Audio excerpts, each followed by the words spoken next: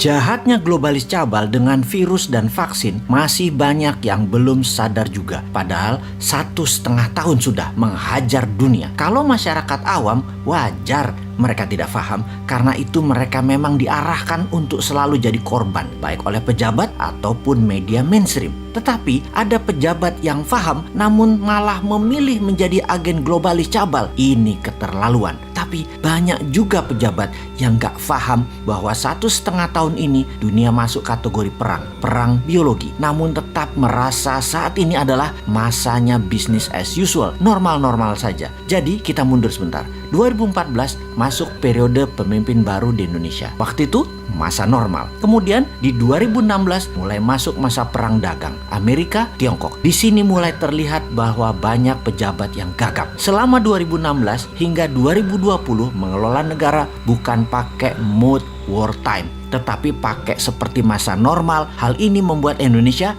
tertinggal. Tetapi masyarakat banyak yang gagal paham bahwa kesalahan melihat dunia berefek seperti saat ini. Indonesia jalan di tempat. Buktinya GDP per kapita hanya dari 3.800 ke 4.000-an dolar per kapita. Ini harus terlihat sesungguhnya sebagai kurang berhasil dalam tanda petik membuat Indonesia berdaulat ekonominya. Karena salah melihat peta dunia, salah melihat world map. Lalu berlanjut di tahun 2020, di mana saat itu adalah perang biologi dunia atau dunia kena pandemi virus buatan yang bernama corona. Perang ini bisa panjang, bisa pendek di setiap wilayah, tergantung pejabat suatu negara berstrategi mengelola negaranya. Kalau mau cepat, ada strategi bernegara yang memilih ikut maunya globalis, yaitu beli vaksin mereka. Ada yang tidak mengikuti produk globalis, yaitu tidak pakai vaksinnya, tetapi pakai imunitas atau imunoterapi, pakai penguatan imunitas tubuh. Penguatan imunitas tubuh sangat berlawanan dengan maunya globalis cabal, yaitu menggunakan vaksin.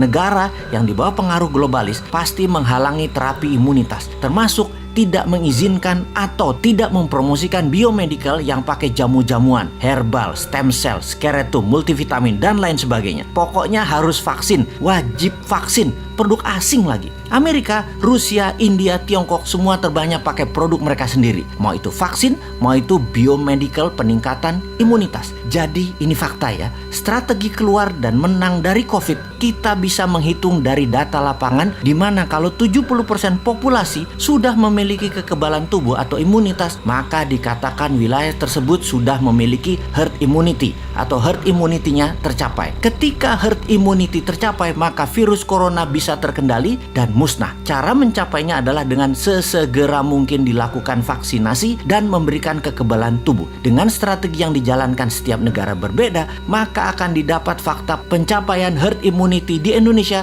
baru tercapai 4,5 tahun lagi dengan kecepatan 250.000 vaksin per hari yang dilakukan pada saat ini dengan stok 400 juta vaksin yang akan disediakan.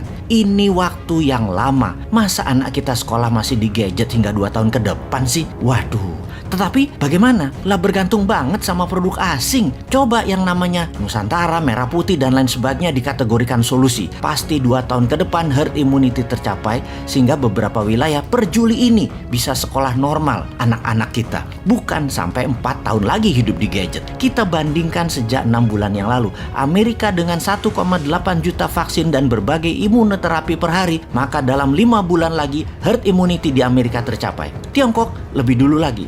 Sejak 9 bulan yang lalu sudah dengan kecepatan 15 juta per hari. 4 bulan lagi atau sekitar bulan September herd imunitas tercapai. India bahkan dengan kecepatan 2-3 juta per hari, diperkirakan 2,5 tahun lagi herd imunitas di India tercapai. Kalau Indonesia masih 4,5 tahun lagi. Ini gawat, bisa nggak berhaji selama 4 tahun ke depan. Ya ini mismanagement kelolaan bernegaranya. Ditambah bisa sekolah dari gadget hingga 4 tahun ke depan. Waduh, bisa hilang keterampilan sosial anak-anak generasi Z zilenial ini yang saat ini usianya 20 tahun ke bawah. Jangan begitulah mengelola negaranya, wahai pejabat.